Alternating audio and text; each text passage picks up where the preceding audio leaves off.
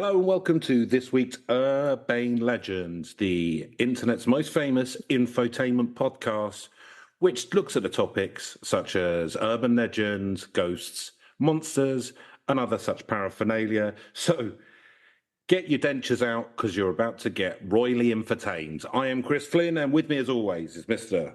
Neil Herbert. Now again, Chris. I'm all right, Neil. I'm all right. How are you? I'm doing okay myself, actually. Yeah. Oh, yeah. It's weird for us both to be doing okay. Or I know, normally, like, one or both of us be plateauing over some kind of abyss, but plateauing over an abyss, can you do that? I'm still plateauing over an abyss, but I'm okay with it. That's fine. Yeah. We just reached the acceptance stage. Yeah. No, that's fine. Yes. No. What's that? What? No, sorry. No, I didn't. No, all good. All good. Okay. Well, Neil, get your pants off. We're going down the market. Hey, it's my new catchphrase. Do you like it? It's a bit inappropriate in all circumstances. Nah, I think it's fine. What's wrong with it? What's wrong with it? Let me know how you get on with it. Nice warm open there. Yeah, little icebreaker, yeah. Nice little icebreaker. Do you know what? Just get everyone at ease. I know, like, everyone's probably got hypertension from the last 3 episodes. From having to put hard yards in the graft. But we're, I believe, and I don't know what it is yet, but I believe we're doing something more fun this week. Is that something that you're involved in? Fun? I mean, if possible, infanticide is your idea of fun, then no, it's shorter, in some ways sweeter. It's a briefer one. It's not. It's a bit of a spooky one, but it's okay. It's got some. It's not. I wouldn't say it's not light necessarily, but it's not light and frothy per se. But it's not a very long one. It's a classic urban myth. Okay. Type dealio rather than the kind of like encyclopedia of. Yes, just Chris reading a book, basically. The 55 different things that happened in this graveyard that we did. I think you've forgotten what it's called, but anyway. So before we get started, I had a thought the other day, which, because, a lot of people are quite anti-human, but I'm quite pro-human, right? Because, like, people have a go at humans for fighting wars and all of that kind of stuff, right? Because it's horrible, right? Fighting wars bad. Yeah. But the truth is, we don't know what the cunts out there in space are like, do we? No. We could be the most peaceful ones. We just don't know. They could be worse. And I would say that considering the technological advances we've made in a blink of an eye for us evolutionarily, I guess so. Yeah, fair enough. I think we should get a pat on the back, if anything. So this is going out to all of the animals out there who listen. Perhaps appreciate humans a bit more. Yeah, that's all I'm saying. Up yourselves. Try a bit harder if you think it's that easy. Yeah, exactly. This is the problem. Top of the food chain, you can put the grifting. Yeah. Otters, right? Otters. They got there with the stone, didn't they? They'll use a stone tool. Yeah. And then they started phoning it fucking in, right? They didn't go, how can I make this tool better? They just went, I'll get the right stone, and then I can crack oysters on my belly, right? Yeah. And build dams, to be fair. We've all cracked beavers, not otters. Right, yeah, I'm getting mine. You see, but you see, aquatic creatures. But it's this kind of animal racism that makes them hate us in the first place. They look the same to me, Chris. They do. Otters, buck teeth and their little faces. You've only ever seen animals on cartoons, though, haven't you? You've never seen one in real life. I've only ever seen them sort of in my hallucinations of cartoon. But we're going to go to London Zoo for your 50th, aren't we? So we'll that's a nice remedy that we've got planned. That'd be all right, yeah. It'd be lovely. Just don't punch the giraffe this time.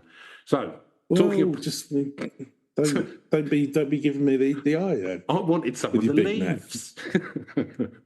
Right. I tell you what confused me. Reckon your neck's longer than mine, but they use them where beavers have built them for them. They're cheeky like that. I know I've seen them hanging around squatting dams. They squat in them, basically, yeah. Yeah, good stuff. Fight the system, otters. Do you know what, actually, like, I'm going to take that criticism away from otters. You know what? They've chosen a way of living, and that's squatting and using rudimentary stones to crack oysters on their bellies. Having a lovely time, aren't they? The beaver's literally beavering away. Yeah, like a prick. Yeah, and then there's the Oh, nice stand there. Don't mind if I do. yeah. Well, you get one of your own. Yeah, what do you want? Do you reckon, like Norway and their public investment fund that we've got our eye on? Yes. Yeah, that's what we're doing, isn't it? That's Gotta what all learn this. Norwegian, That's what all this. That's what all this Falklands talks about. Yeah. It's so that we can start building up the navy again, so we can over to Norway. Who's the Vikings now, eh? Yeah. What do you reckon of that, lads? Have a taste of that, Eric the Red. John Bluetooth or whatever your name was. Adamson or whatever. Yeah. John Bluetoothson. So Neil, what are we talking about today? So we are talking about. I'm going to find the article. So it's one of the most famous urban legends in Texas. I've been reliably informed by a blog somewhere that I've just heard of. Okay. Sounds legit. Sounds all right. This is from a website called The Paranormal Housewife. So I believe it's Kelly Butler who wrote this article. And it's about the housewife. Yeah. The reminds me of why I got divorced, Neil. No, my ex wasn't paranormal. She was perfectly normal. Pretonormal? Yeah. Yes. It was me that was the paranormal. Yeah. Yeah, no, it's the Candy Lady of Terrell, Texas. The Candy Lady. You've heard of the Candy Man, haven't you, Chris? I have heard of the Candy. Not a big fan of the films. Candy Lady sounds like a Prince B-side, doesn't it? It could be, yeah. Or it could be... Candy Lady, gonna make it with you tonight. There's a song just called Candy, isn't there? Which is by... There's Candy by Cameo. Cameo, yeah. And it does have the word lady in it, so... Well, there you go. Is this anything to do with Cameo? Is that why you're leading me down this trail? I mean, there's no reason it can't be. Seeing as we're the authority on this. If you pull the threads, everything is now. Let's try and, as we usually do, tie Prince and Cameo into this later on. Mm-hmm. Let's see how they might be involved. Yeah, so it's... well, actually, I'll go through the myth first, and then this is one of those ones where it's an urban legend, but it has a nugget of potential truth to it. Okay. Yeah. A nougat of potential truth of it. Right. So yeah, from Paranormal Housewife. So when I read about this urban legend in Texas, I had to look into it. Something I'd never heard of before, and the fact that it's rooted in truth made me really interested in the topic. Well, same here. Same here is all I can say. You like a bit of a... You and me, Paranormal Housewife, we're peas in a pod. Yeah. How's the marriage going? Let's not try. Joking. Yeah. Let's not try and court a married paranormal investigator. Yeah. Okay. I suppose so. I mean, it's the whole fucking reason I started the podcast, but whatever. Right. So let's dive into the story of the Candy Lady of Terrell, Texas. From 1903 to 1913, 8 kids went missing from the small town of Terrell, Texas. Okay, good start. Yeah. As I say, not necessarily lycanthropic, but well, they could have been. They could have been really horrible kids. Yeah, might have been really. Yeah. I want an iPhone 14. He was saying in 1903. Yeah, we don't even have mobiles yet. We don't even know really the concept of telephones. Telegraph is still quite a while. The telegraph would have been around. Yeah, telegraph's what? Yeah. Actually, no, telephone would have been as well. Yeah, I don't know what you're talking about, really, mate. Yeah. I'm kind of letting you just... confused. I'm letting you dig yourself into a hole. That's fine. Chronology often escapes me. I forget that, exactly when things have been invented. It's that turn of the century piece as well. Yeah. Everything was done in the 20th century, so you forget a lot of it was actually 19th century. Anyway, the adults didn't understand how the kids disappeared in the middle of the night until some of the older children confessed a secret they'd been keeping for years. Uh-oh. These kids would tell their parents that occasionally when they would wake up, they would find candy sitting on their windowsill. Not at all. Fucking rough. No. Either written on the candy's wrapper or on a piece of paper left with the candy was a message saying, "Did you come out to play?" from the candy lady. I'm imagining that the paedophile guy from Family Guy, who's always after Chris, doing that. Would you like to come in and play? I've seen bits and pieces of Family Guy, but yeah, I know that one. It's fine. Yeah, no, I think I prefer American Dads, but yeah, I've seen a bit of that. I don't watch that much animated stuff that more anymore. Like, I don't know. I think years of The Simpsons, and it was like it got to the point where I pretty much feel like I've seen all the jokes, but I'm sure that's not true. But anyway, Blimey, that was pretty bleak. Now you've seen all the jokes. I don't watch anything anymore. I think I've seen all the jokes. Yeah, seen all the jokes, seen all the dramatic developments, like everything there is to know. In the library, Babel I am. Yeah. Right, if they said anything, the candy would stop coming, so the kids stay quiet about it for years. So this is the problem with consumerism, right? Yeah. And draw you in on a subscription model. What kind of candy would they have had around the turn of the century? It would have just been opium candy and stuff, wouldn't it? Well, exactly, even better. Opium and cocaine candy. That would have been cured up if they'd known about that. Why aren't the kids sleeping? Oh, they are. It's getting them up's the problem. This is an opioid coma that it's... I suppose, yeah, it could be one or two, couldn't it? Could be, that or... Laudanum dipped candy. Oh, wouldn't mind some of that. Be nice, wouldn't it? That would certainly make the days go smoother. Yeah, it would take the rough edges off.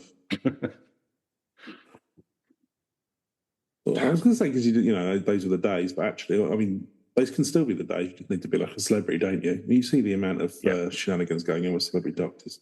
Yeah, I mean, like with Prince, famously.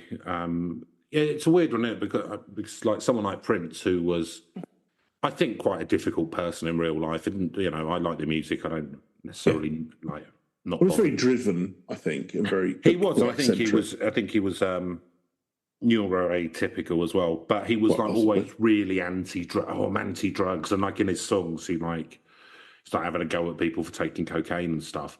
But secretly, he's like getting all fucking injected up with whatever it was to sleep and stuff by some sort of celebrity doctor. So, but that's different because it's medicine. Get off your high horse. Well, it's the thing. It's a bit like, I mean, it's your purple high horse. But I mean, I remember that, like, famously, supposedly, River Phoenix was straight edge and all that back in the day before it was even really a thing. Like, never did drugs, all the rest of it, and then of course it all came out after he died in the Viper Room. It was like, he's bashing back the fucking tape, all the rest of it. Johnny Depp taking a step back and going, "Whoa, maybe you want to calm down a little." Depp. I don't even think he could take a line. Yeah. Willowy prick. Hey, leave him alone. He's just got to go and play guitar with his wolves. All right. I do remember whether American listeners have seen that advert. I can go on YouTube. They would have. It's Sauvage or some shit. And it's just him. It would have been done in America. A Les Paul, I imagine. Well, because quite often what happens, I mean... Yeah, but that's for cheap adverts, not for internationally known fragrances. That's probably like... I mean, like, the American listeners... It's not like that lady selling ice cream or whatever it was. American listeners probably wouldn't have seen the Johnny Depp advert where he's advertising for Popeye's Chicken and Biscuits, which he does over here. Or Morrison's Morrison's offer. Morrison's supermarket, yeah. Does that as well, yeah. This is why I always go on about it, because he's never off the telly over here doing adverts and stuff. Selling sovereign rings. Well, he was out and had an ice cream van up in the street. Yeah, he did have an ice cream, which he was selling whiskey out of. Yeah. Not good stuff like Bells. No, Jacobite. He wasn't selling JD. Yeah. Oh, he's a character. Right. So while searching for the missing kids, some odd things happened. The first weird thing to happen was when a farmer was working in one of the fields, he found a random candy wrapper on the ground. When he picked it up, he was horrified to find it was filled with rotten children's teeth. I mean, I wonder how much of all this. I think we're very much in the myth. Still eat it. Yes, it's free, isn't it? One waste not one. No. Waste not one. No, yeah. Crunch it down. Yeah. I've got big adult teeth that can easily crunch baby Yeah. teeth. Well, it'd be like, having one of those, the French eat those whole birds in an egg, all the bones and everything. Oh, do I know Ortolan that? or something. Oh, yeah. Ortolan's not in an egg though. That's they drown it in like Armagnac and then they eat the whole bird. Oh, right. Okay. Well, it's an embryo, isn't it, basically? But it's a baby bird or something. Is it not? Oh, okay. No, they eat the whole bird. So it gets drowned in Armagnac and then they eat it. And the idea being that the bones are so soft, you just crunch through. No, the bones aren't soft. They're quite brittle. And that will make little cuts in your mouth, which apparently enhances the flavour because they're monstrous. Well, there you go. I've had, I might not be like doing well now, but I used to be quite the big cheese up in the city now, so I've had my fair share of it. Before the breakdown. Never had that or the or live octopus. No, I've had that. Yeah. Yeah, sure. The wonderful aphrodisiac. Yeah. No doubt. You're not at all constantly thinking about eating a live octopus while you're trying to make love. Yeah, that would. Yeah. Wondering what the fuck you've become. That's fine. Dead inside. I think you'll find not dead, shielded, shielded by money. Yeah. The next odd thing to happen was when a police officer disappeared while investigating the disappearance of the children. Oh no! Well, and he was found in a massive Mars bar. Yeah. This is what could have happened to him. It's all quite Batman villain at the moment, isn't it? But a bit more moody. It's a bit like a really moody Charlie in the Chocolate Factory. Oh God, yeah. Yeah, because I reckon he would have gone psychopath. Here, Charlie, have some children's teeth. Yeah. Oh, they've been naughty. You didn't eat them, Charlie. You did it. The factory's yours. Just as the police roll up. Yeah, this is breaking about several health codes and sanitary. Yeah, it's clearly highly illegal. The coldest take ever. The Oompa Loompas being basically slaves. Yeah, you got it all hushed up though, didn't Just indentured, not chattel. It's fine. It's fine. You don't want to see when the fucking the stuff they found when they drained that chocolate fucking river. Oh, Jesus, it's worse than shit. That's where he just used to chuck the Oompa Loompas when they were no longer useful for him. Yeah, you can go digging in some basements. That's what you're going to find.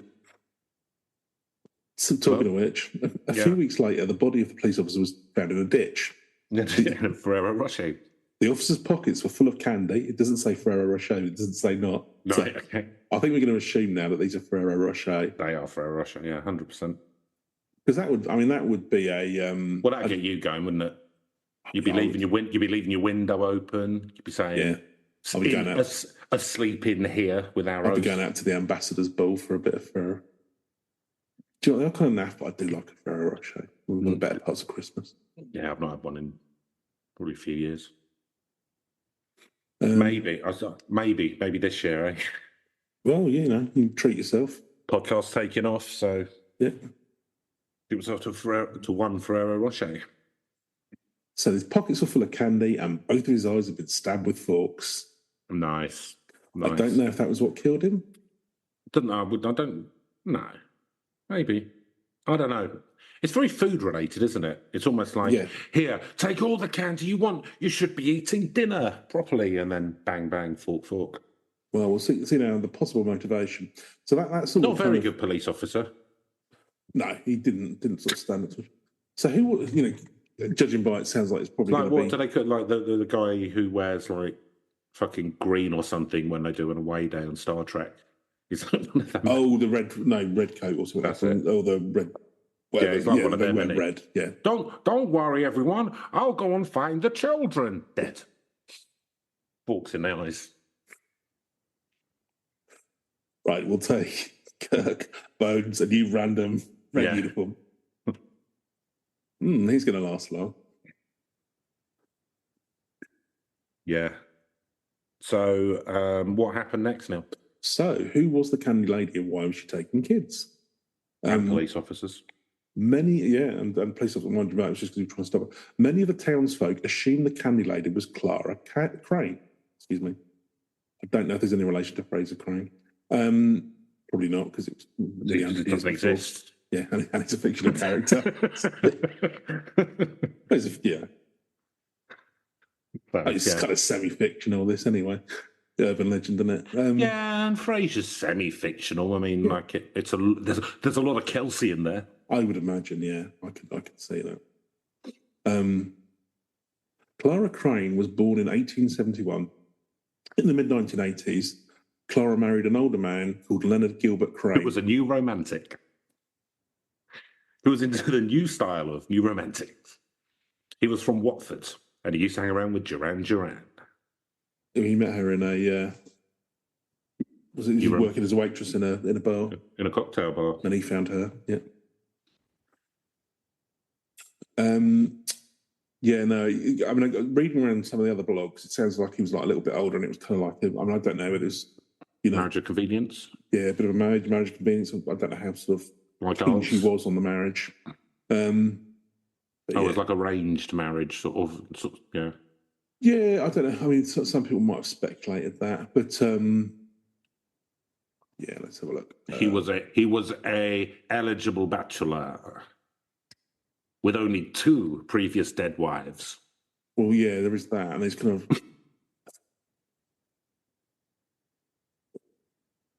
So anyway, let's have a look. So he married an older man called Leonard Gilbert Crane and quickly gave birth to their only child, Marcella. 3 of them lived on a farm in the outskirts of Tyrrell. When Marcella was 5 years old, she went out into the fields with her father while he worked. He got crushed by a Terry chocolate orange. Yeah. No. Tragically, though, one day in 1893, she got crushed by a Cherry's chocolate. No, and she didn't come home. All right. Marcella was killed in a farming accident while under the supervision of her father, and it's said elsewhere that he was probably having a few days as well as out doing his, probably candy-laden lorddom or whatever. Clara blamed her husband Leonard for Marcella's death. She stewed in anger and hatred of her husband for 2 years before deciding on a revenge. Yeah, it'd be difficult to get past that as a couple, wouldn't it? If you took the kid out and because you'd had a few drinks, it got run over or something. Like, difficult to come back from, I think. Yeah, I would imagine. To be honest with you, that would prove. I think just difficult to come back from as a human. Yeah. Let alone just kind of the relationship standing. I can't imagine it did much. Well, in actual fact, so she made some special caramels that they were like her favourite sweet for her husband that were laced with poison. So now we have a news article which I'm going to try and zoom in and sort of let's have a look. So it doesn't say where the article's from, but it's a newspaper thing on this. It's got a picture of her. Wife poisons husband with candy. Clara Crane, 28 years old, was arraigned in the Haddock Street Courthouse Wednesday morning. Mrs. Crane is suspected by Ellis County sheriffs of murdering her husband, Leonard Gilbert Crane, 41 years old, 13 years old, by poisoning on Friday. The sheriffs alleged that the Crane woman poisoned caramels that were then consumed by her husband. The day after his death, a neighbour had come by the Crane house and found Mrs. Crane attempting to build a large fire next to the house in a shaken and frenzied state. So not at all suspicious. But at the time, that isn't a crazy age gap. No, 30, that is probably not. That's like, would have both been adults, presumably. Well, she's 28, which is probably better. This is where you see some of these. Like if she was like 15 and he was 30, which also happened then. Yeah. But if if she was like 22, 23 and he was like 34, I kind of, like... Yeah. It's not like there was loads of pop stars he had to keep up with back in those days. There was about 15 things in the world that you could know. So you're fine. Do you know what I mean? Like you learn those things and then that's it. Then you're an adult. And then you're an adult. All good.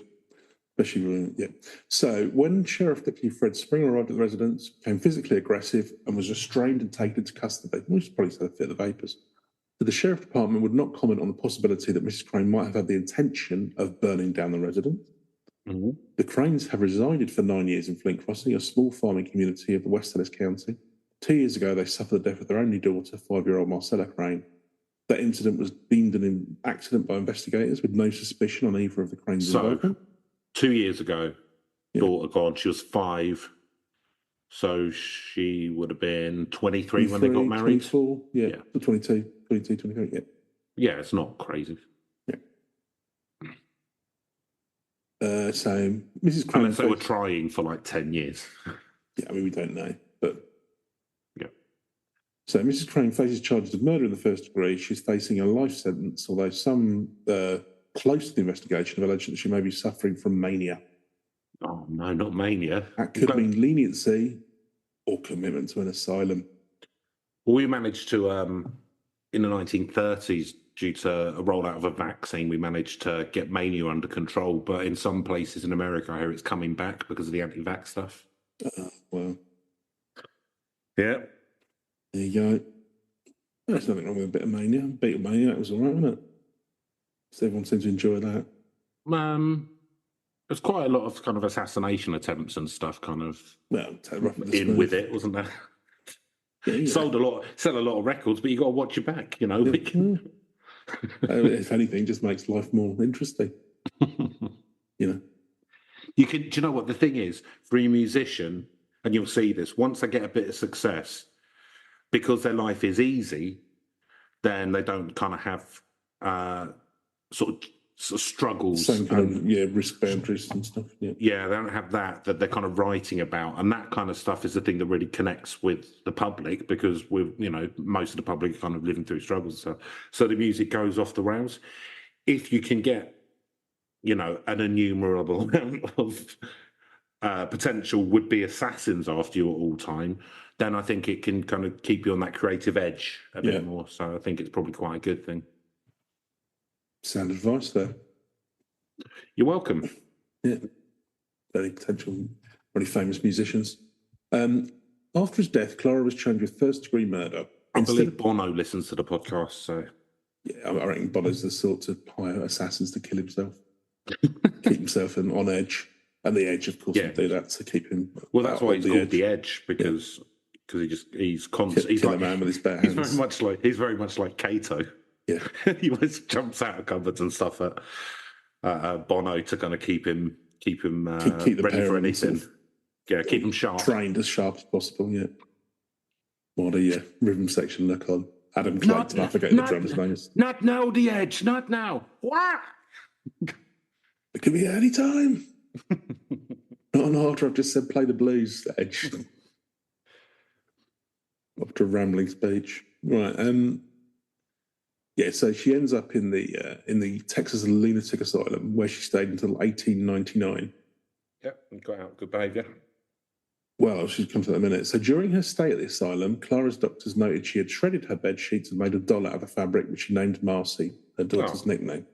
That's nice. She would speak and sing to the doll as if it was her true daughter. It's like one of our pillow wives. Indeed, yeah. Sing some J-pop to her. I'm sure that's what they'd like. Sing some J-pop, yeah. Yeah, and in no way... J-pop a thing? I had no idea. Huh? J-pop must be a thing. Is it J-pop? J-pop, yeah, Japanese pop. Yeah. It was big before K-pop. Okay, yeah. Before South Korea, here's one for what you did during the war, Japan thing, took over the Asian cultural scene. Yeah, that's what they did. Could be. In a letter to her sister, Clara talked about life at the asylum and how she would be released soon. Point below is a portion of the letter she sent to her sister. Dearest Aggie, I'm elated. I've been informed by Dr. Matthews that Marcy and I will be returning home in less than 3 weeks. I don't know if that's just referring to her. That doctor's fucking... He's at it, isn't he? He's having a banana. Like, what's he talking about? Yeah, she seems perfectly sane. She's got this bed sheet that she's nursing. She's not at all like the supervillain, the ventriloquist from Batman universe, where the ventriloquist dummy makes the guy do all the bad things. Which is because this is getting quite Norman Bates. As you can imagine, Marcy can barely contain her excitement. Every night she asks, "Is tomorrow the day we can go home, Mother?"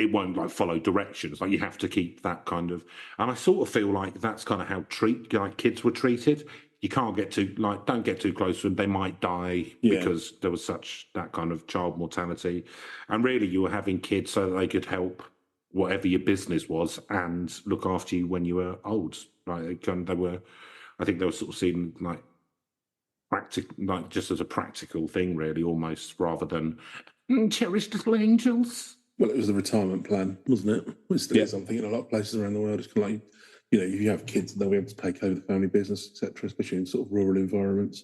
I've got another one here, the Only in Texas blog. So, according to local law, children began to go missing near the old Crane property in 1903.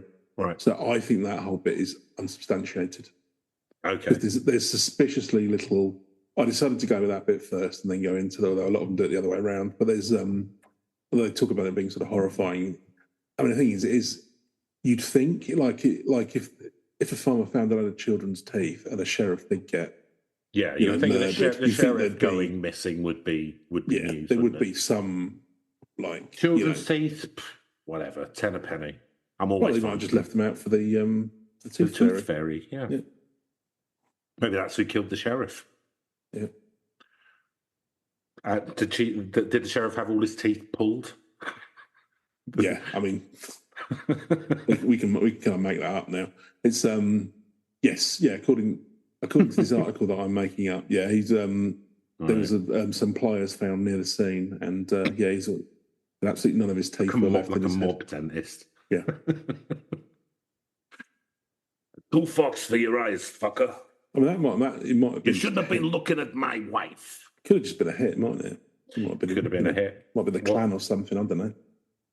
What was it? 18, 19, turn of the century. I mean, you would have had Black Hands and the White Hands, the mafia and the Irish gangs, wouldn't you? Yeah. Probably not in Central Texas. No, probably not. More dock folk, really. Yeah. I would put one New Jersey, New York kind of. But we don't know what the sheriff was doing before this. No, that's true. Well, he might have squealed, or might have squealed, and then decided to go down to Tyrrell for a quiet life. Mm-hmm. Snitches behind him. Well, he was probably in witness protection, wasn't he? But because witness protection was quite new back then, they gave him a really high-profile job, so it's quite easy to find. So, is that the story then?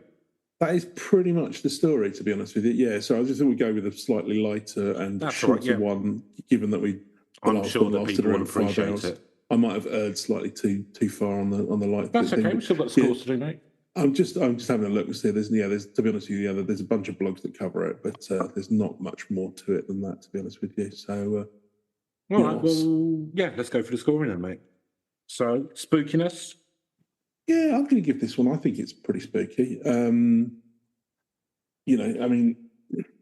the whole thing with sort of losing the kid and all the rest of it, and then going mad with grief potentially, murdering her husband, but then sort of, and then sort of, I don't know. She clearly wasn't in a stable frame of mind when she got released as well. The fact that she's, fine if like having a doll helps you to cope, whatever, but you're probably not like emotional support. Yeah, but I don't want to be sort of like too dismissive of that. But it's kind of like, well, I think you can, Neil. I think you can be like look, if we can't have a little chuckle about a mad person being let out of prison early who talked to a ball of rags and then went out murdering again, Neil, why are we here? That's true. Yeah. But yeah, so I think, not in the right mind, clearly. And then sort of obviously with that, obviously it is part of the urban myth, so it's fair enough. It doesn't matter whether it did actually happen or not. Obviously kids being found going missing, that's obviously horrific. And then the person who investigates is found has in his eyes stabbed with forks. It's the only thing is it's probably a little bit kind of over the top. But yeah, I'm going to give it a 7. It's quite spooky. It's 7. I think so. There's nothing supernatural. It's a mad person, so that's something.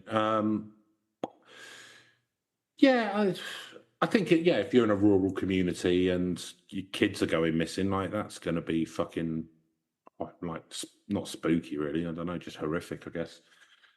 it would ship the town up, wouldn't it? It would ship the town up, and especially like with little notes and candy things being found and things. You realise all that's been going on for years, apparently. Yeah, we never mentioned this bar. We just don't talk about it. So yeah, I think it's. Those kids were desperate for candy, weren't they? Yeah. Maybe you wanted to sort of give them the odd treat on the farm. No, you get your treat when you finish bringing in the turnip crop. So I'm going to give it a 6 now. It's slightly less spooky than you, but just because there's nothing kind of like out of the ordinary. I mean, it's out of the ordinary. Yeah, depending where you live. But it's not paranormal essentially. No. Believability. So I can believe even now in Texas that people are let out of mental asylums who have become dependent on balls of rags. I can believe that's happening. Right? They're apparently one every 3 minutes now. In and out. It's like a turnstile. They come out. They were killing. New ball of rags, out you go, back in. They call it the Austin Shuffle. So that's all perfectly believable. I don't know. I think it is an urban legend. I don't think that there was multiple cases of it, but there's nothing per se unbelievable about serial killers. I think the only thing is that she, it suddenly turned into like poisoning the husband. I could sort of get how that happened. Yep. But not to excuse it, but you poisoned your last husband, didn't you? So that's true. But yeah, I mean, for its title. Then to suddenly, it was very much a kind of like by account Herbert. Yeah. Was it 7 coronets or whatever it is?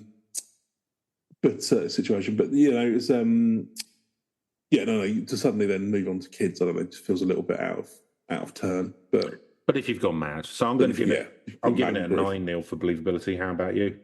Yeah, it's mostly there's not that far. As I say, my thing is, I mean, obviously there's newspaper clippings and all the rest of it for the start of the story, so that's all perfectly believable. Sadly, I think the rest of it probably was made up, possibly embellished, but I'm changing to an 8. Sorry. It's all possible. So yeah, I'm gonna go with an 8 as well. Nice narrative premise, Neil. Yeah, I think there's a certain amount you could do with this. I think insane asylums. They're always fun. Having a formed a relationship with a bundle of rags, mm-hmm. And then just like starting doing some spooky business. It's probably more of a B movie. Let's face it, these franchises have come out of less. That's true. I quite like the idea of the sort of the warden at the insane asylum is like a sort of really laid back, sort of hippie kind of guy. Yeah. Like, even though it's like 1910, who just really believes in redemption. Yeah, just wants a quiet life. He believes in redemption more than he does in fact. So getting 5 p.m. time to go home. That's what. You're too much of an idealist. Hey, come on, man! I think people deserve a second chance. But we've let people out, and a fourth, and they've murdered over and over again. Yeah, but one day, someone won't. And then they'll go on and be a wonderful member of society. Also, you can't know. They might have died anyway. Well, everyone's going to die at some point, You look at the accident rates, I'm not going to keep people... Everyone's going to die at some point. I'm not going to keep people locked up when life's so short, all right? So I'm going to let them go.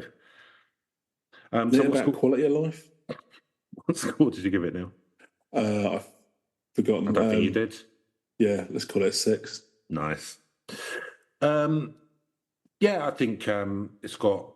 I mean, you could easily make a horror movie out of it. Like, yeah, that's fine. There's not huge amounts beyond that, but it's interesting. I quite... it wasn't...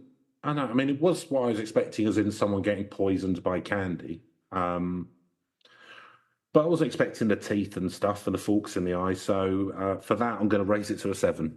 There's a few twists. Yeah, the dead cop does raise it up a little bit. Reach. So I've never heard of it. I've never come across it at all. So and this is Neil, so I haven't kind of seen how much there is on the internet and stuff. But I'll have to. I Not mean, it was. seeing. There's quite a few blogs that do it, but like it's not kind of like where you're seeing they've done films about it, books, etc. You know, So I'm obviously quite a few blogs have picked it up. Seems to I'm be gonna have to big in give it. Texas, but yeah. I'm going to have to give it like a 3, a generous 3. Yeah, it's probably. What about you now? Reach. Yeah, I'd probably go the same way actually. Yeah, 3 sounds about right to me. I'm not convinced it's that big. I mean, it's mentioned a lot around Texas urban legends and kind of like, and yeah, as I say, there are quite a few blogs on it, but none of them have got loads of detail. And I don't know. It's probably not known out of Texas, let alone outside of America. So yeah. And that gives us an overall fun total of 48. So not too bad. And so it's just going to be a slightly shorter one this week. And you've had long ones and that. So, we just like to keep things wildly inconsistent is basically the lesson pretty to learn much from how we do this. I mean, I deliberately went for one that was a bit lighter. I mean, you never tell, we might sort of throw a bit more patter in sometimes, but hey ho, it's anyway. I mean, we threw quite a lot of patter into that one. Yeah, it was very little to be fair to go on. Cool. All right, everyone. If you want to get in touch, then herb.legends.podcast@gmail.com. And I rarely check the socials, but I do sometimes. If you wanted to, then it's Legends Urbane, no space or underscore anything on Twitter, should you want to. But again, don't expect an immediate response because better things to do than look at that Hellscape. Yeah, I don't want to talk about Elon Musk now that he's dancing around on stage with kids. Yeah. Fucking get this election out of the way. Yeah. Cool. All right, everyone. Thank you very much for sticking with us throughout the podcast and throughout the very long thing that we just did. Next few will just be like nice little bite-sized ones, so don't worry about that. And we love you as always, and I hope you have a nice week. Goodbye. Goodbye. Cool.